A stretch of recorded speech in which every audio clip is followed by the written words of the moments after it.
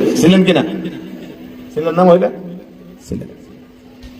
এমন এমন নারী এবং মহিলা আছে বাবার ঘর থেকে বেরিয়ে গেছে, স্বামীর ঘর ত্যাগ করেছে অত্যাচার সহ্য করতে না পারে।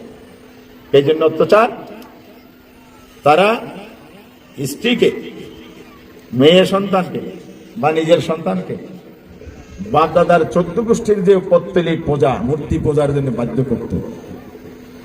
তারা যখন সত্যের সন্ধান পেয়েছে, কলেমার সন্ধান পেয়েছে, তারা যখন বুঝতে পেরেছে সাফা মারওয়ার পাহাড়ে মুহাম্মদ রাসূলুল্লাহ সাল্লাল্লাহু আলাইহি ওয়াসাল্লামের যে দাওয়াত দিয়েছিল, ইয়া আইয়ুহান নাস কুলু লা ইলাহা ইল্লাল্লাহ তুফলিহুন, হে মানুষ সবাই বলল আল্লাহ এক, এখানেই তোমার জীবনের সফলতা।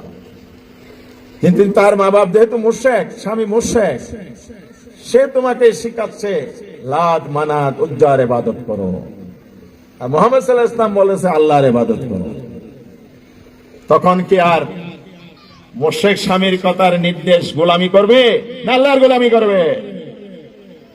জীবনের সকল ক্ষেত্রে প্রতিটি মানুষের জন্য আল্লাহর উলুহিয়ত, একমাত্র আল্লাহর ইবাদত, দাসত্ব, তার হুকুম আহকাম আদেশ নিষেধ মেনে চলাই তার ঈমানের দাবি। এটাই তার ঈমান।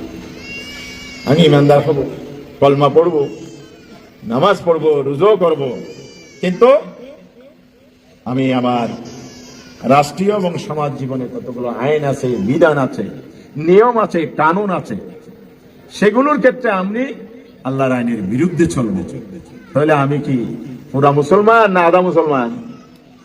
অর্ধেক মানি আর অর্ধেক মানি না।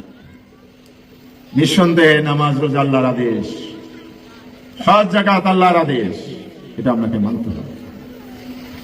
তাছাড়া নামাজ রোজার বাহিরে আপনার জিন্দেগি আছে, সেই জিন্দেগিটা কি? আপনার যে ভরণ পোষণের কথা বলেছি, এই ভরণ পোষণ হালাল কিনা? আপনি কি হারাম কাপড় পরে অপবিত্র জায়গায় দাঁড়িয়ে অপবিত্র জামা কাপড় পরে যতই বুরকা একেবারে আগাগোড়া আবৃত থাকুক, নামাজ হবে? ইবাদত হবে? হবে না। তাহলে এটা পবিত্র হতে হবে। নামাজ রোজার জন্য আরো যা যা দরকার সেটাও পবিত্র হতে হবে। ভরণ পোষণ, পোশাক, এটা হালাল হতে হবে। আবার খাদ্য হালাল হতে হবে, রিজিক, আপনি যা খান এটাও হালাল হতে হবে। আপনি বলেন কোন সমাজে বা রাষ্ট্রে টাকা পয়সা উপার্জন, লেনদেন, টাকা পয়সা আদান প্রদান ব্যবহারের পদ্ধতি যদি সুদ ভিত্তিক হয়, সেই সুদী লেনদেনের মাধ্যমে কোন উপার্জনকে হালাল হবে? মা বোনেরা একটু বলেন, হালাল হবে? সুদ কি হালাল না হারাম? সুদ কি হালাল, ঘুষ হারাম। আপনি পর্দা মানেন, বোরকা পরেন, নামাজ পড়েন, রোজা রাখেন, সবই করেন, ঘুষের লেনদেনে আপনার জমির খাজনা হয়, ঘুষের চাঁদা লেনদেন দিয়েই আপনার সম্পদ রক্ষা হয়,